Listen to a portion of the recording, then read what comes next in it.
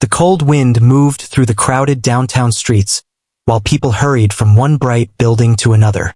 Cars filled the roads, restaurant lights glowed against the dark evening sky, and music from nearby stores mixed with the sound of footsteps and traffic. Everyone seemed busy. Nobody stopped for long. Nobody looked around much. Near the center of the plaza stood an old public piano covered with tiny scratches and faded paint. Most people passed it without paying attention. Sometimes tourists played a few random notes for fun. Sometimes children climbed onto the bench while their parents laughed and took pictures. But tonight, the piano sat untouched in the freezing air. A woman wearing a long gray coat stood several feet away from it. Her clothes were old and worn from months outside. One sleeve had been stitched by hand. Her shoes looked thin enough to let the cold through. A small backpack rested beside her near the bench where she sat quietly with her hands hidden inside her coat pockets. People walked around her as if she were invisible. Some glanced at her for a second before looking away again. Others whispered to each other. A pair of teenagers laughed while walking past. "Looks like she lives here," one of them muttered. The other shook his head. "Cities full of people like that now." The woman said nothing. She kept her eyes lowered toward the ground while the icy wind pushed strands of silver hair across her face. Her name was Clara. Earlier that morning, she had waited outside a shelter for nearly an hour only to hear there were no empty beds left. She had not eaten since the previous afternoon. The little money she once carried had disappeared days ago after someone stole her bag while she slept at the train station. Still, she carried herself with quiet calm. Not angry, not bitter, just tired. Across the street stood one of the most expensive restaurants in the city. Large windows showed wealthy guests sitting beneath golden lights while waiters carried plates between tables. Laughter spilled through the doors every time someone entered or left. Clara stared at the restaurant for a long moment. Warm food. Heat. Just one meal. Her hands trembled slightly from the cold as she slowly stood up. She picked up her backpack and crossed the street carefully while people brushed past her shoulders without apology. Inside the restaurant entrance, a young hostess looked surprised the moment Clara stepped through the door. "I'm sorry," the hostess said quickly, forcing a polite smile. "We're fully booked tonight." Clara nodded softly. "I'm not asking for a table." The hostess relaxed a little but still looked uncomfortable. A manager wearing a black suit soon approached from behind the front desk. His eyes moved over Clara's coat and worn shoes before he spoke. "Can I help you?" Clara hesitated for a second. She was clearly embarrassed to ask. "There's a piano outside," she said quietly. "I was wondering if I could perform for a meal." The manager blinked in surprise. For a second, he thought he had heard wrong. "A meal?" he repeated. Clara gave a small nod. "Anything simple is fine." Nearby guests overheard the conversation almost immediately. A man standing beside the bar chuckled under his breath. Another guest smirked while sipping his drink. One sharply dressed businessman sitting near the entrance laughed openly. "She wants to play piano for dinner?" he said loudly enough for others to hear. "This I've got to see." A few people around him laughed too. Clara lowered her eyes again. The manager looked unsure what to do. Part of him wanted to ask her to leave before she disturbed customers. But another part of him noticed how calm and respectful she seemed. The businessman stood up with a grin. "Come on," he said jokingly. "Let her play. Maybe we'll get free comedy with dessert." More laughter followed. The hostess looked uncomfortable now, but nobody spoke against the comments. Clara quietly held onto her backpack straps. The manager sighed. "All right," he finally said. 5 minutes. That's all." "Thank you," Clara replied softly. Several restaurant guests followed her outside out of curiosity. Some carried drinks while others pulled out their phones, expecting entertainment. Within minutes, a small crowd formed around the public piano. The businessman crossed his arms with a smug smile. "This should be interesting," one woman whispered to her friend. "She probably doesn't even know how to play." Clara heard every word, but she showed no reaction. She slowly placed her backpack beside the piano bench and sat down carefully. Her hands rested silently above the keys for several seconds. The crowd waited. Traffic sounds echoed nearby. Someone laughed again from the back. Then Clara closed her eyes and played. The first notes were soft, gentle, beautiful. The laughter stopped immediately. People turned toward the piano in confusion. Clara's fingers moved across the keys with incredible grace. The music flowed through the cold night air so naturally that it felt almost unreal. Every note carried emotion so deep and powerful that conversations nearby faded away. The businessman's smile disappeared. The crowd became completely silent. Even people walking through the plaza slowed down to listen. Clara continued playing without looking up once. Her hands no longer trembled. The tired woman everyone mocked only moments earlier suddenly looked completely different behind the piano. Confident, peaceful, alive. The melody grew stronger, filling the entire street with warmth and sadness at the same time. Some people moved closer without realizing it. Restaurant guests stood frozen beside the windows. A waiter whispered, "How is she this good?" Nobody answered. An older man wearing a long brown coat stepped toward the front of the crowd slowly, staring at Clara with wide eyes. His face had gone pale. "No," he whispered under his breath. The music continued. The older man looked emotional now, almost shaken. He removed his glasses carefully while staring at Clara's hands moving across the piano. "I know this piece," he said quietly. The businessman beside him frowned. "What?" The older man barely heard him. "I heard this performance years ago," he murmured. "In Vienna." A few people nearby turned toward him. The older man's voice trembled slightly. "There was only one pianist who played it like that." The final notes echoed softly through the plaza before fading into silence. For one long moment nobody moved. Nobody spoke. Then the entire crowd burst into applause. Some people clapped loudly while others simply stared in disbelief. Several phones remained raised in the air, recording everything. Clara opened her eyes slowly, almost startled by the reaction. The businessman who mocked her earlier looked embarrassed now. He avoided eye contact completely, but the older man stepped closer. His eyes filled with shock as he looked directly at her. "Is it really you?" he asked softly. Clara immediately looked uncomfortable. She stood from the bench quickly and reached for her backpack. "Excuse me," she said quietly, but the older man's voice stopped her. "Clara Beaumont." The name spread through the crowd in confused whispers. "Who?" "Wait, Clara Beaumont. That pianist?" The businessman frowned. "No way." The older man nodded slowly without taking his eyes off her. "She disappeared years ago," he said. "She performed in the greatest concert halls in the world." People around them stared at Clara with growing disbelief. Some immediately searched the name on their phones. One woman gasped after seeing old photos online.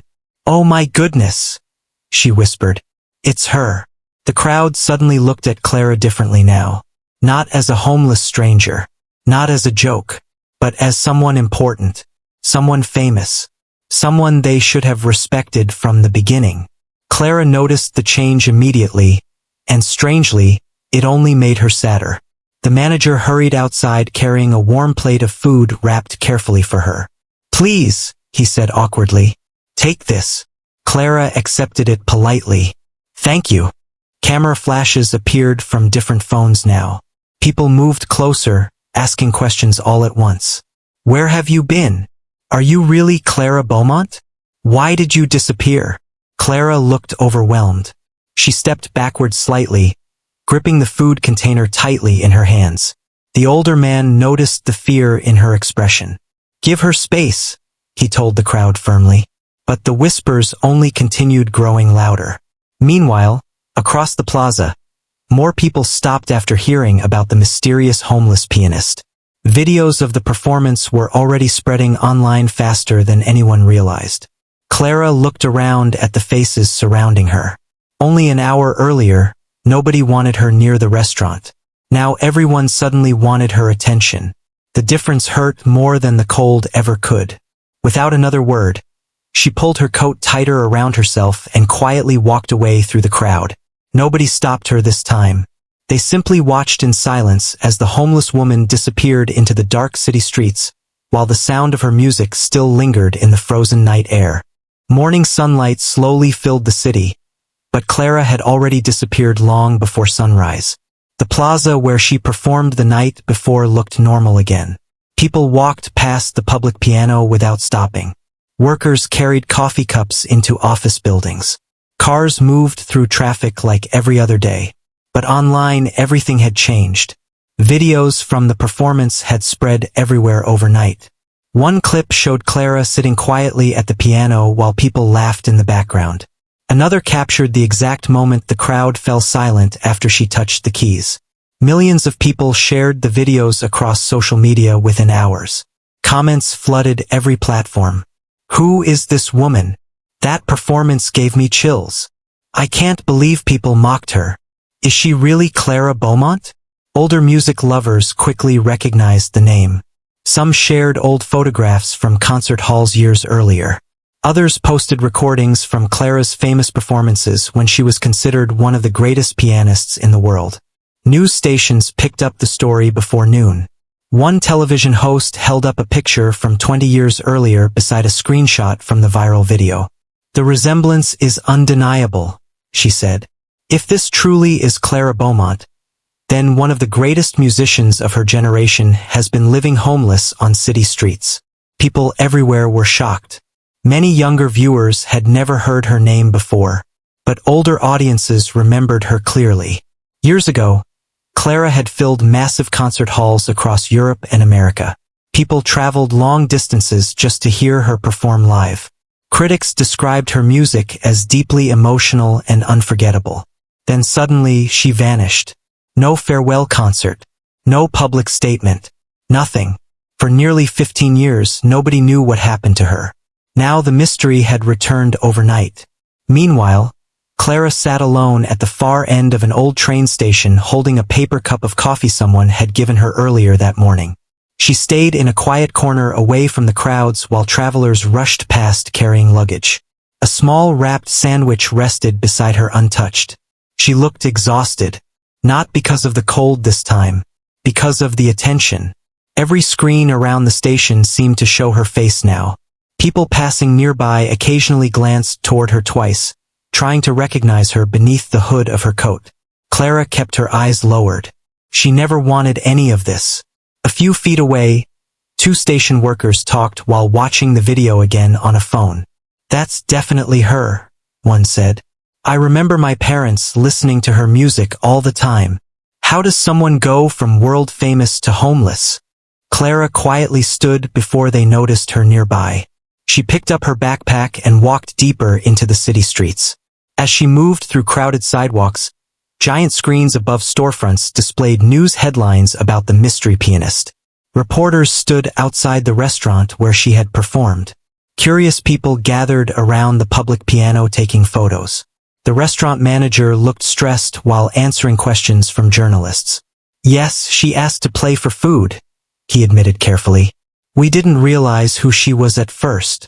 A reporter asked, "Did customers really laugh at her?" The manager hesitated. "A few people misunderstood the situation," he said awkwardly. But videos online already showed enough. One clip clearly captured the businessman laughing before Clara started playing. His face had spread across the internet almost as quickly as Clara's performance itself.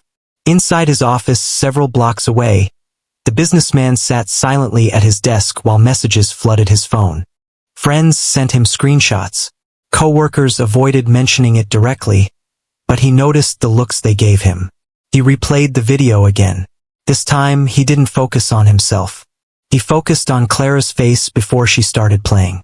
The nervousness, the humiliation, the quiet sadness in her eyes. He rubbed his forehead heavily. At the time, he thought it was harmless joking. Now he realized how cruel it looked. One comment online hit him harder than the others. They only respected her after discovering she was famous. He stared at that sentence for a long moment, because it was true. Elsewhere in the city, a teenage girl named Sophie watched the viral video for the 10th time in her small bedroom. An old keyboard piano sat near her window covered with music books and handwritten notes. She barely slept the night before. There was something about Clara's performance that stayed with her. It wasn't just skill. Sophie had seen talented musicians online before.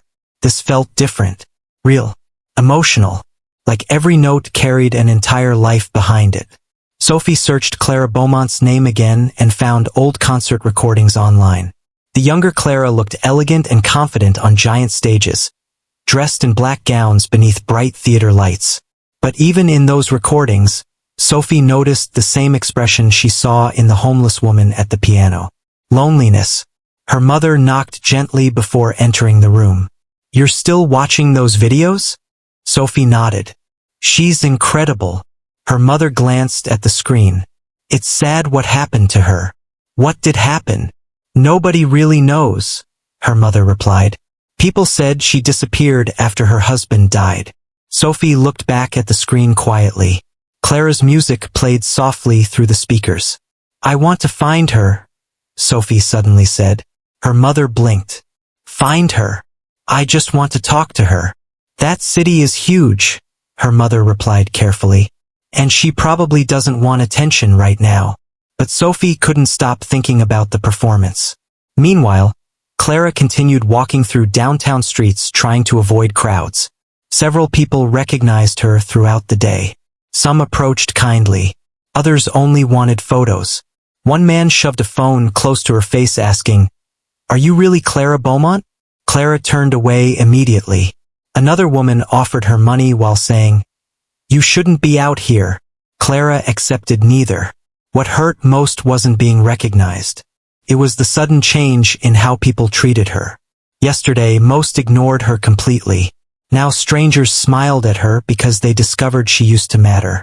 Near sunset, Clara entered a small public library, hoping for warmth and quiet. She sat near the back corner between tall shelves and closed her eyes for a moment. The silence there felt peaceful. For the first time all day, nobody stared at her. But memories slowly returned. Concert halls, standing ovations, bright stage lights, her husband sitting proudly in the front row during performances. Then the accident, the phone call late at night, the endless grief afterward. Clara opened her eyes quickly, forcing the memories away. She reached inside her backpack and carefully removed a folded photograph. The picture showed a younger Clara beside her husband many years earlier. Both were smiling warmly outside a theater entrance. The edges of the photo were worn from time. Clara gently touched it before placing it back into her bag. A librarian nearby quietly approached her table. For a moment Clara expected to be asked to leave.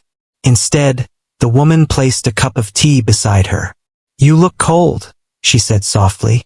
Clara looked surprised. "Thank you." The librarian smiled kindly and walked away without asking questions. That small act of kindness almost brought tears to Clara's eyes. Because it felt genuine. Not because of fame. Not because of internet attention. Just kindness. Across town, reporters continued searching shelters and train stations trying to locate her. News vans drove through neighborhoods asking if anyone had seen the famous pianist. But Clara stayed hidden. By evening, rain began falling across the city. People rushed beneath umbrellas while traffic lights reflected against wet streets. Clara sat beneath the roof of a closed flower shop near the edge of downtown.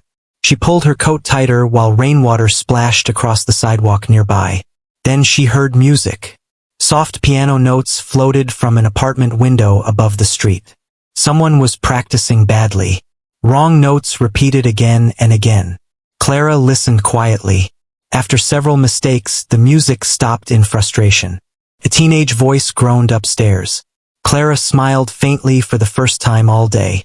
Even after everything, hearing someone struggle to learn piano still warmed her heart. A few seconds later, the same melody started again. Slow, unsteady, but determined. Clara closed her eyes while listening to the rain and imperfect piano notes mixing together in the night air. For a brief moment, the world felt calm again. But only for a moment. Because across the street, a young girl holding a phone suddenly froze after spotting Clara beneath the flower shop roof. Her eyes widened immediately. It was Sophie. Sophie stood frozen beneath the rain, staring across the street at Clara. For a second, she wondered if she was imagining things. The hooded coat, the silver hair, the tired eyes. It was her. The woman from the viral video. The legendary pianist everyone in the city was searching for. Cars passed between them while rain tapped softly against the sidewalk. Clara had not noticed her yet. She sat quietly beneath the closed flower shop roof, listening to the faint piano music coming from somewhere above the buildings. Sophie's heart raced. She could have taken out her phone immediately. She could have recorded another video or called reporters like everyone else seemed to be doing. But something stopped her. Clara already looked exhausted from people chasing her. Slowly, Sophie crossed the street carefully. As she approached, Clara finally looked up. The moment their eyes met, Clara's expression changed slightly. Not fear exactly, more like disappointment, as if she already expected another stranger to recognize her. "I'm sorry," Sophie said quickly before Clara could walk away. "I'm not here to bother you." Clara stayed silent. Rainwater dripped from the edge of the roof nearby. Sophie held her hands nervously in front of her. "Your music was beautiful." Clara lowered her eyes again. "Thank you." There was an awkward silence. Sophie noticed how tightly Clara held onto her backpack, almost like she expected someone to take it. "I play piano too," Sophie said softly. That made Clara glance up again for the first time. "You do?" Sophie nodded quickly. "Not nearly like you." A tiny smile almost appeared on Clara's face, but disappeared just as fast. Most people approached her because of fame. Sophie's voice sounded different. Honest. "You should go home," Clara said gently. "It's late. I just wanted to ask something." Clara looked tired already. "What is it?" Sophie hesitated, suddenly nervous. "Can you teach me?" Clara blinked in surprise. "Teach you?" "Not professionally," Sophie explained quickly. "I mean how to play with feeling like that." Clara stared at her quietly. Out of all the questions people asked since the video spread online, nobody had asked that. They asked about concerts, about money, about why she disappeared, but not about music itself. "You don't need me for that," Clara said after a moment. "I think I do." The rain continued falling around them while distant traffic echoed through the streets. Sophie took a careful breath. "When I play, it sounds correct. But when you play, people feel something." Clara looked away toward the wet street. For years she had tried forgetting music completely, but hearing someone describe it that way touched something inside her she thought was gone. Still, she shook her head gently. "I'm not a teacher anymore. Please." Clara closed her eyes briefly. The girl reminded her of students she once taught long ago. Young musicians who cared more about emotion than applause. But those days felt like another lifetime. "You should find someone better," Clara said softly. "I already did." That answer caught Clara off guard. Before she could respond, loud voices suddenly echoed from the far end of the street. "There!" A man pointed from across the sidewalk. Two people holding phones hurried toward them excitedly. Clara immediately stood up. The peaceful moment vanished instantly. Sophie turned and saw more people noticing Clara now. "Miss Beaumont!" someone shouted. Another person raised a phone camera while approaching quickly. Clara pulled her coat tighter and stepped backward. Sophie could see the panic in her face. Without thinking, Sophie grabbed her arm gently. "This way." They hurried down a narrow side street away from the growing crowd. Rain splashed beneath their shoes while voices echoed behind them. After turning two corners, the noise finally faded. Clara leaned against a brick wall, breathing heavily. Sophie looked worried. "Are you okay?" Clara nodded slowly. "I'm sorry," Sophie said. "I didn't mean for people to see you." "It's not your fault." For a moment neither spoke. Then Sophie noticed Clara shivering badly from the cold rain. "My house is nearby," she said carefully. "You can warm up there if you want." Clara immediately shook her head. "No, you don't have to stay long." "No," Clara repeated more firmly this time. Sophie realized Clara wasn't refusing because she disliked her. She simply didn't trust people anymore. That realization made Sophie sad. Then at least let me buy you dinner. Clara almost smiled again. You're very persistent. My mother says that too. This time Clara actually gave a faint laugh. Very small, but real. There's a community center a few blocks from here, Sophie said. They have an old piano inside. I practice there sometimes. Clara stayed quiet. Nobody will bother you there, Sophie added. After a long pause, Clara finally nodded once. Only for a little while. The community center was old but warm inside. A volunteer at the front desk barely looked up as they entered. Several children played basketball in a gym down the hallway, while soft conversations echoed through the building. Sophie led Clara into a small music room near the back. An upright piano stood against the wall. The wood was chipped, and several keys looked worn down from years of use. It's not great, Sophie admitted nervously. Clara walked toward the piano slowly. She touched one of the keys gently. Even badly out of tune, the sound still felt comforting somehow. You practice here every day? Clara asked. Sophie nodded. Whenever it's empty. Clara sat down carefully at the bench. For a second, she simply rested her fingers against the keys without playing. Then she pressed a few notes softly. The piano sounded rough. Some keys buzzed slightly, but Clara adjusted naturally, shaping even the damaged sound into something beautiful.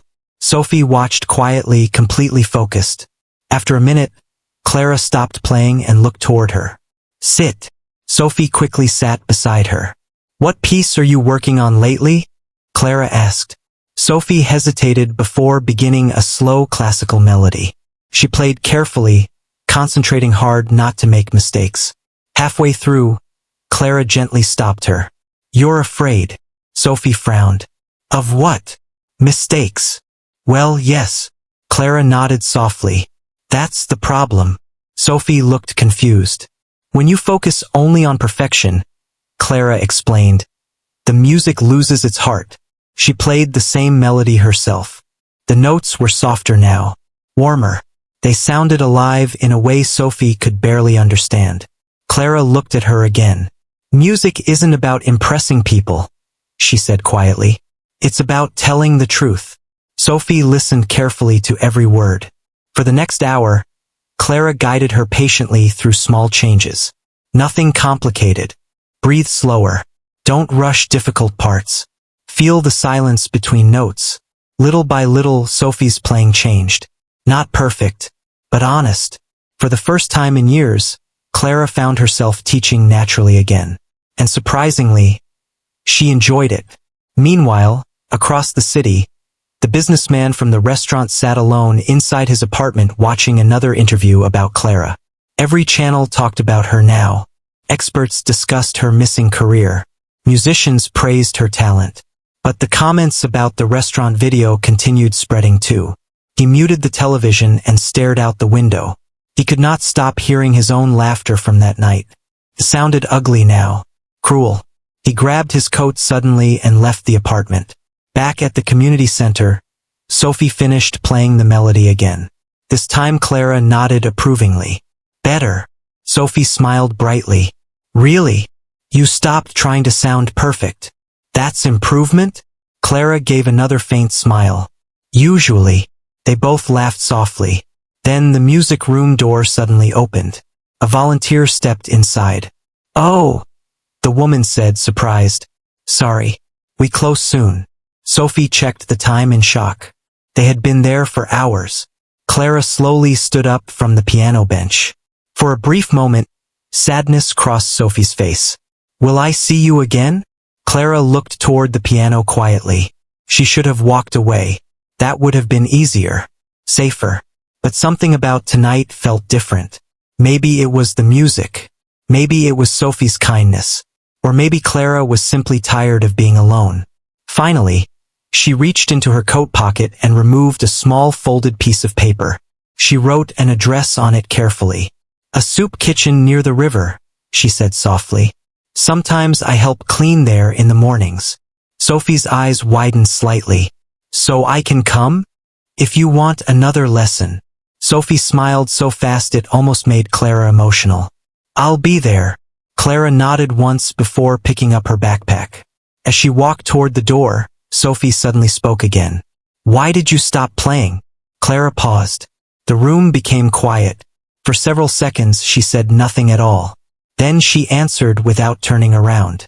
Because sometimes losing one person can make the whole world sound empty. And with that, she quietly walked out into the rainy night. The next morning, Sophie arrived at the soup kitchen almost 30 minutes early. The building stood near the river between an old bookstore and a repair shop. It was small, simple, and easy to miss unless someone knew where to look. Steam rose from nearby street drains while cold air moved through the quiet morning streets. Sophie kept checking the paper in her hand to make sure she had the right place. Inside, volunteers moved between tables preparing breakfast trays and hot drinks. The smell of soup and fresh bread filled the room. Several people sat quietly eating while soft music played from a small radio near the kitchen. Sophie looked around nervously.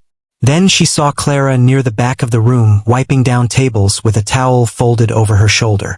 For a moment, it felt strange seeing someone once known around the world doing such an ordinary task.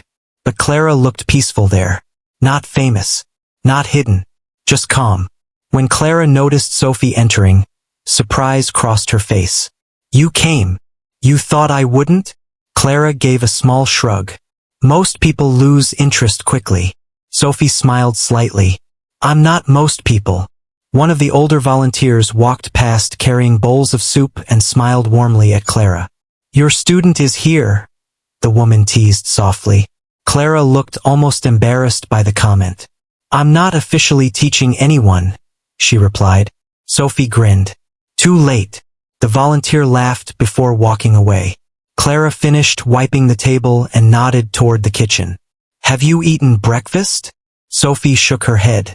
10 minutes later, they sat together near the window eating toast and warm soup while rain clouds slowly gathered outside again. For a while, neither spoke much. Surprisingly, the silence wasn't awkward. Sophie finally glanced around the room carefully. Do they know who you are? A few do. And? Clara stirred her tea slowly. Most don't care. That answer surprised Sophie. Clara noticed her expression and smiled faintly. People here have bigger problems than old concert posters. Before Sophie could respond, the front door suddenly opened hard enough to make several people look up. A man stepped inside wearing a dark coat. It was the businessman from the restaurant. The moment Clara saw him, her face immediately became guarded again. He stopped a few feet away looking uncomfortable. I've been searching everywhere for you, he said quietly. Clara stood slowly from the table.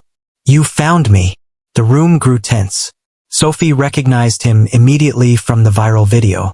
The man who mocked Clara before her performance. He looked nothing like the confident person from that night. His expression now carried exhaustion and guilt. I just want to apologize, he said sincerely. Clara crossed her arms lightly. You already laughed. The internet already punished you. What else is there to say? The man lowered his eyes. You're right. He hesitated before continuing. I thought about leaving things alone, but I couldn't stop thinking about how I treated you. Several volunteers quietly watched from nearby but stayed out of the conversation. You weren't the only one, Clara said calmly. Most people in that crowd laughed. Yes, he admitted. But I was the loudest. For a second, Clara said nothing. Then she slowly sat back down. The man looked relieved she hadn't walked away. You can sit if you want, she said quietly. He pulled out a chair carefully across from them. I'm sorry, he repeated again. Not because you turned out to be famous. I'm sorry because I forgot how to see people. Clara studied his face silently. To Sophie's surprise, the apology sounded genuine. The man glanced around the soup kitchen awkwardly. I brought something. He placed an envelope gently on the table. Clara frowned slightly. What is this? A donation. She immediately pushed it back toward him. I don't want your money. It's not for you. Clara paused. The man looked toward the kitchen area. The community center where you teach has broken equipment. This kitchen needs repairs too. I called this morning. Sophie blinked in surprise. You did all that already? He nodded slightly. It's the least I can do. Clara stared at the envelope for a long moment without touching it. Finally, she sighed softly. People make mistakes, she said quietly. Just don't let kindness depend on who someone used to be. The man nodded slowly. I won't. That conversation stayed in Sophie's mind the entire day. Because for the first time, she realized Clara's story wasn't really about music alone. It was about dignity, about how quickly people judge others, and how rarely they look deeper. Later that afternoon, Sophie and Clara returned to the community center music room. The old piano still sounded rough, but someone had already placed a note on top of it. Repair technician arriving tomorrow. Sophie looked shocked. That was fast. Clara already knew who arranged it. She shook her head softly but said nothing. Sophie sat at the piano bench while Clara stood nearby listening carefully. Again, Clara said gently. Sophie began playing the same melody from the night before. Her hands still made mistakes sometimes, but now there was more confidence in her playing. Halfway through, several children quietly gathered outside the music room door listening curiously. One little boy whispered, "That's the famous piano lady." Another child peeked inside shyly. Clara noticed them immediately. Instead of asking them to leave, she waved them inside. The children entered slowly and sat cross-legged on the floor. Sophie stopped playing nervously. "Keep going," Clara encouraged. The children listened closely while Sophie continued the piece. When she finished, they clapped loudly despite the mistakes. Sophie laughed from embarrassment. One small girl raised her hand seriously. "Can the piano lady play now?" The room filled with soft laughter. Clara hesitated at first. Then she slowly sat at the piano. The children became instantly quiet. Clara pressed a few keys gently before beginning a soft melody none of them recognized. It wasn't grand or dramatic like the performance from the plaza. It was simple and warm, almost like a lullaby. The children listened completely still.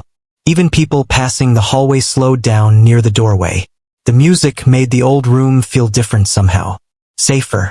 For a few minutes, all the noise from the outside world disappeared. When Clara finished, one little boy asked quietly, "Why does your music sound sad?" The question caught everyone off guard. But Clara didn't seem upset. Instead, she looked at the piano keys thoughtfully. Because sometimes sad things teach people how to feel deeply. The little boy considered that answer seriously before nodding. After the children left, Sophie looked at Clara carefully. "You miss performing, don't you?" Clara remained silent for a long moment. Finally, she answered honestly, "I miss what music used to feel like." Before Sophie could ask more, the community center director hurried into the room carrying a clipboard. "You're Clara Beaumont, right?" Clara immediately looked uncomfortable again. The director smiled nervously. "Sorry, I didn't want to bother you, but someone contacted us this morning." "Who?" "There's a city charity concert happening next month. Big event. They want local musicians involved." He hesitated. "Someone recommended you." Clara's face changed instantly. "No." The director blinked. "You haven't even heard the details. No concerts." Sophie noticed the sudden fear in Clara's eyes. The director looked confused. "It would raise money for homeless shelters and music programs." "I said no." Her voice remained calm, but firm. The director slowly nodded. "All right, sorry." After he left, silence filled the room again. Sophie carefully sat beside Clara. "You don't have to do anything you don't want." Clara stared down at her hands. "You don't understand what those stages feel like now." Sophie stayed quiet. "The last concert I ever performed," Clara whispered softly, "my husband was alive." The room felt smaller suddenly. Clara's eyes looked distant now, lost somewhere years away. After he died, every piano sounded empty. Sophie didn't know what to say. Clara stood slowly and walked toward the window. Outside, evening lights flickered across the wet streets. "People think disappearing was dramatic," Clara said quietly. "Truth is, Grief simply gets heavy enough one day that you stop recognizing yourself. Sophie watched her carefully. For the first time, she understood something important. Clara wasn't afraid of performing badly. She was afraid of remembering who she used to be. For the next several days, Clara avoided talking about the charity concert completely. Whenever Sophie mentioned it, Clara quietly changed the subject or focused on piano lessons instead.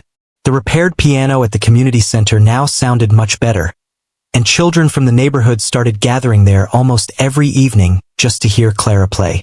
Word spread quickly. Not through news channels this time, through people. Parents told neighbors about the quiet woman teaching music at the community center.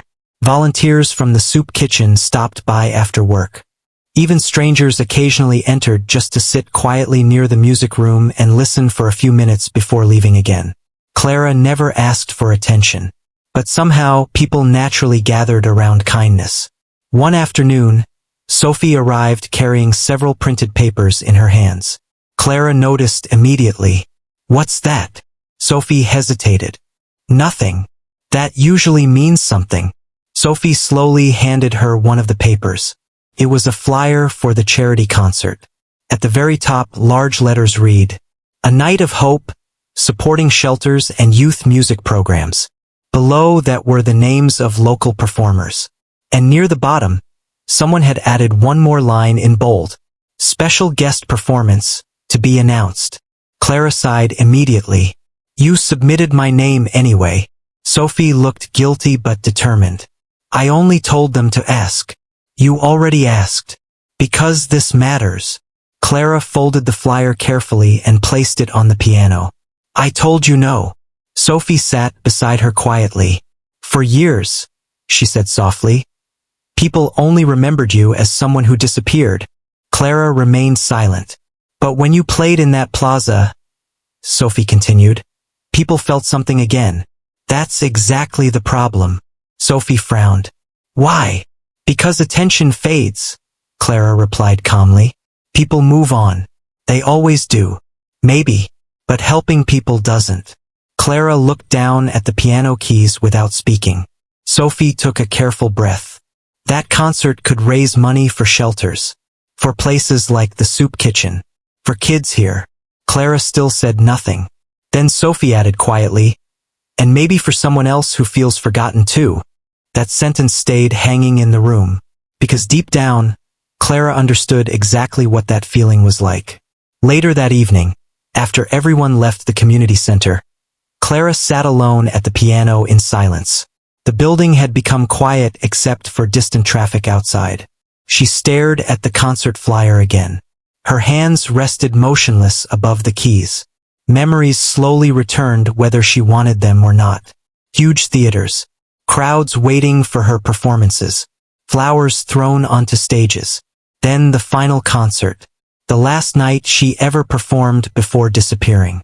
She remembered sitting backstage afterward while her husband smiled proudly beside her.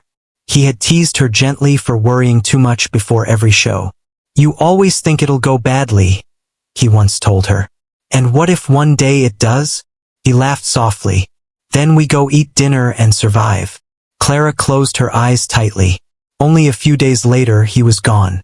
After that, she could never sit at a piano without feeling the emptiness beside her. A sudden knock at the music room door interrupted her thoughts. It was the businessman from the restaurant again. This time he carried a toolbox. Clara looked confused. "The director said one of the practice room lights was broken," he explained awkwardly. "You fix lights now?" He gave a small smile. "I'm trying to become useful." Clara almost laughed. He noticed the flyer resting on the piano immediately. "You're thinking about it." "No," Clara answered quickly. "You are." She crossed her arms lightly. "You've become very observant." The man leaned against the doorway carefully. "For what it's worth," he said quietly, "I think you should do it." Clara shook her head. "I spent years trying to disappear. And yet you're here teaching children every day. That's different." "Is it?" She didn't answer. The man looked around the room before speaking again. "You know, after that night at the restaurant, I started noticing things." Clara glanced toward him. Like what? How invisible struggling people become. He paused. I walked past them my whole life without really seeing them. Clara listened quietly. But people see you now, he continued. Not because you were famous. Because you reminded them that talent, pain, and dignity can exist in places they never bother looking. The room became silent again. Finally, Clara asked softly, Why are you really helping? The man thought carefully before answering. Because I'm ashamed of the person I was becoming. That honest answer caught Clara off guard. Before leaving, he pointed toward the flyer once more. Fear keeps people frozen, he said gently. Trust me. I know. After he left, Clara remained alone in the music room for a long time. The next few days passed quickly. Children practiced piano downstairs while volunteers prepared for the upcoming charity event. Posters appeared around the city. Local businesses donated food and supplies. The entire community slowly became excited about the concert. Everyone except Clara. She continued teaching but avoided giving any answer. Then one cold evening, Sophie arrived looking unusually nervous. What happened? Clara asked immediately.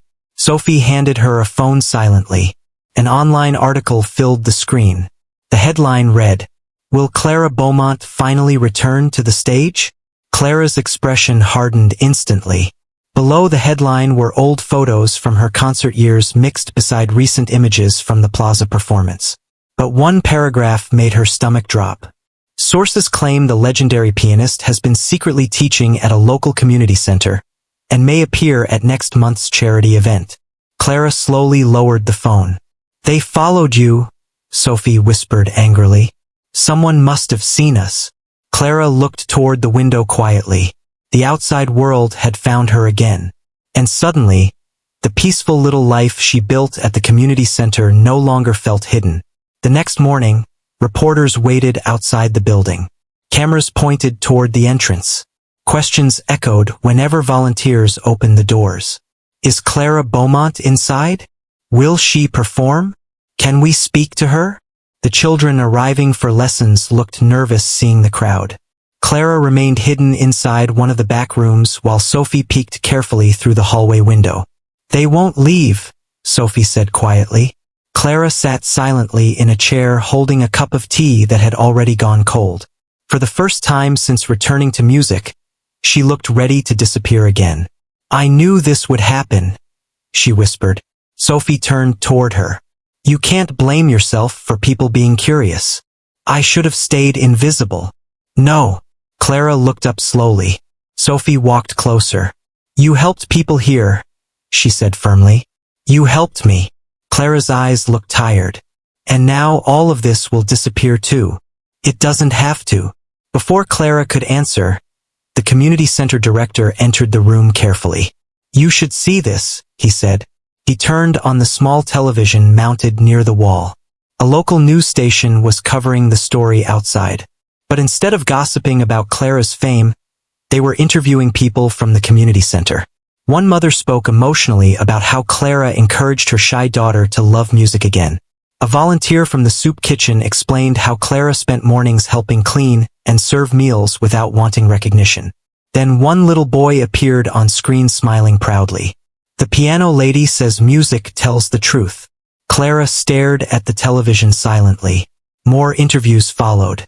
Nobody talked about sold-out concerts or fame. They talked about kindness, patience, hope. Sophie smiled softly while watching Clara's expression change. Do you see? She whispered. Clara's eyes slowly filled with emotion. For years, she believed the world only valued success and applause. But these people cared about something else entirely.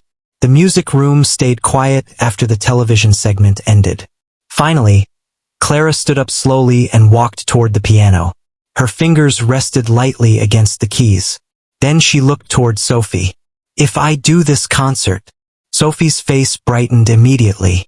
It's not about my comeback, Clara said firmly. Of course. It's for the shelters, the children, the people everyone forgets. Sophie nodded quickly. Clara took a slow breath. And one more condition. What? No grand introduction. No dramatic headlines. Sophie smiled. I'll try my best. For the first time in years, Clara Beaumont had finally agreed to return to the stage. But deep inside, she still feared the moment the spotlight touched her again. The night of the charity concert finally arrived. Outside the city theater, long lines stretched around the building, while flashing cameras lit up the streets. News reporters stood near the entrance speaking excitedly into microphones as guests entered beneath bright lights. Nobody could remember the last time the city cared this much about a piano performance. But for many people, this event felt bigger than music. Felt personal. Inside the theater, volunteers hurried through hallways preparing programs and checking seats. Every ticket had sold out days earlier. Donations for shelters and community programs had already reached record numbers before the concert even started. Backstage, Clara sat alone in a quiet dressing room. A soft lamp glowed beside the mirror while distant crowd noise echoed through the walls. On the table near her rested a folded concert program with her name printed at the bottom. She stared at it silently. Her hands were trembling slightly, not from age, from fear. Sophie stood near the doorway watching her carefully. You still have time to leave, Sophie said gently. Clara gave a nervous laugh. That obvious? A little. For a moment, neither spoke. Then Sophie walked closer and sat beside her.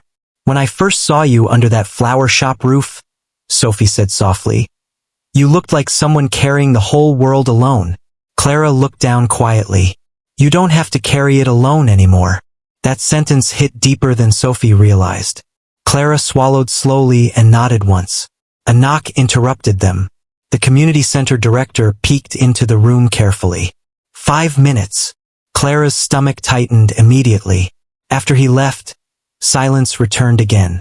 Sophie stood and gently placed something on the table beside Clara. It was a small framed photograph.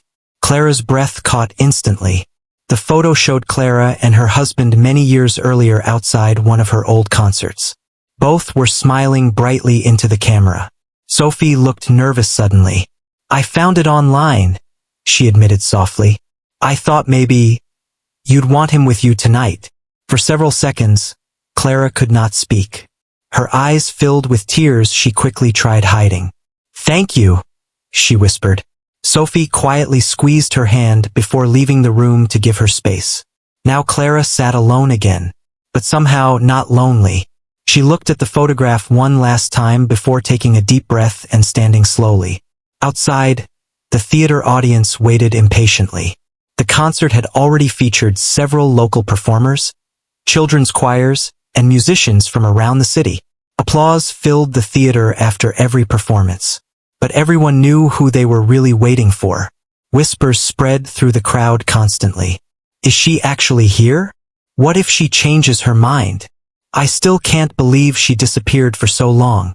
Near the front row sat the restaurant manager from the night Clara first performed at the public piano. Beside him sat several volunteers from the soup kitchen and community center. Even the businessman who once mocked Clara sat quietly near the aisle looking unusually nervous. The stage lights dimmed softly. The audience immediately fell silent. A single spotlight reached the center of the stage where a grand piano waited alone. Then Clara walked out slowly. The entire theater stood up instantly. Applause thundered through the room so loudly it almost shook the walls. Some people cheered. Others simply clapped with tears already forming in their eyes.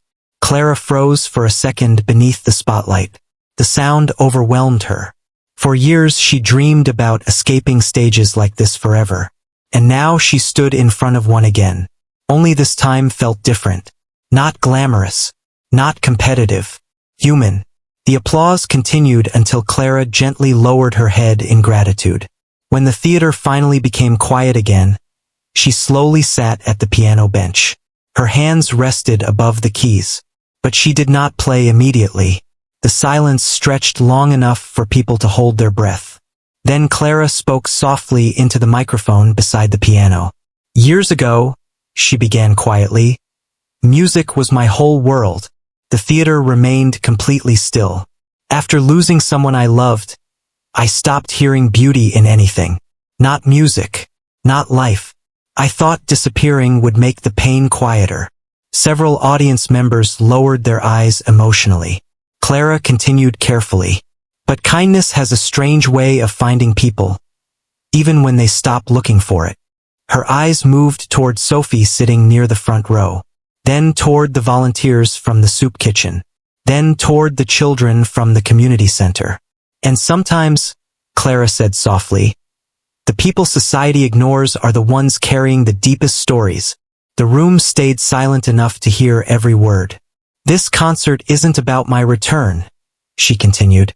It's about remembering that every person deserves dignity before the world decides they are important. No applause followed immediately. People simply listened, because her words felt real. Finally, Clara turned toward the piano and began to play. The first notes were soft and fragile, almost like someone carefully opening an old wound. The melody slowly filled the theater with emotion so deep that people forgot to breathe. Clara closed her eyes while playing. For the first time in years, she stopped fighting the memories. The music carried everything she had buried inside herself.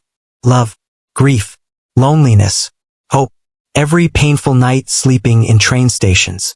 Every cruel glance from strangers.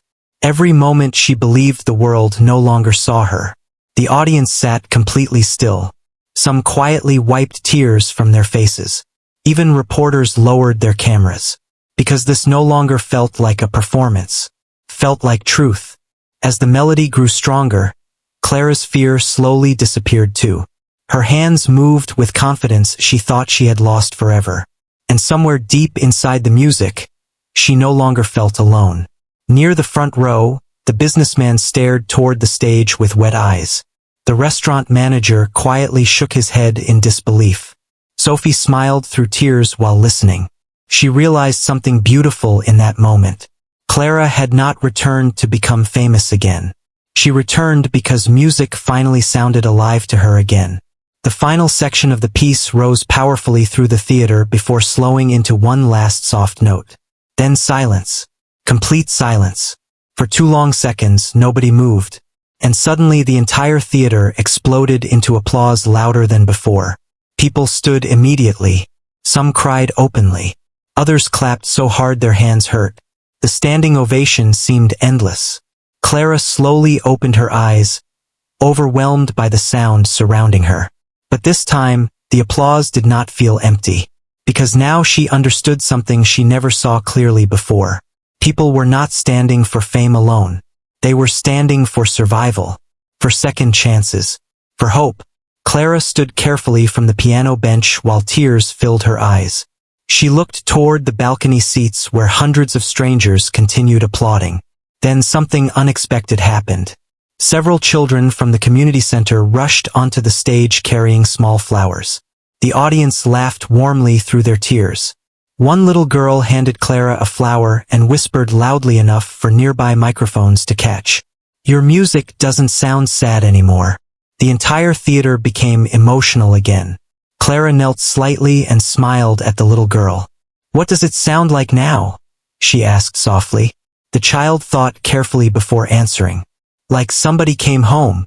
Clara could not speak for a moment after hearing that.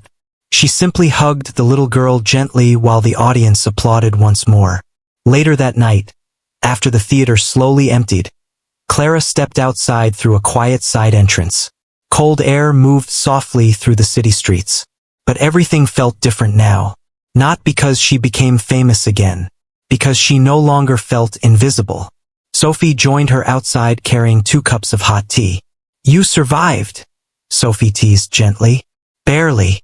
They both laughed softly. Across the street, people still gathered near theater lights talking excitedly about the concert. News reporters continued filming reactions. But Clara barely noticed any of it. Her attention drifted toward the city itself. The sidewalks, the strangers walking past, the people no one usually looked twice at. For the first time in years, she felt connected to the world again instead of hidden from it. Sophie handed her the warm tea. "So what happens now?" Clara looked down at the cup thoughtfully. Then she smiled softly. "Tomorrow morning," she said, "I still help serve breakfast at the soup kitchen. Sophie laughed. That's your big plan? Clara nodded gently. And piano lessons at the community center tomorrow afternoon. You're serious? Very. Sophie smiled warmly. For a moment, both stood quietly beneath the glowing city lights, while snowflakes slowly began falling around them. Then Clara looked back toward the theater one last time. Years earlier, she walked away from music because grief convinced her life was over. But tonight, standing beneath the winter sky with warmth finally returning to her heart, Clara Beaumont understood something important. Sometimes people do not need fame to save them. Sometimes all they need is one person willing to truly see them again.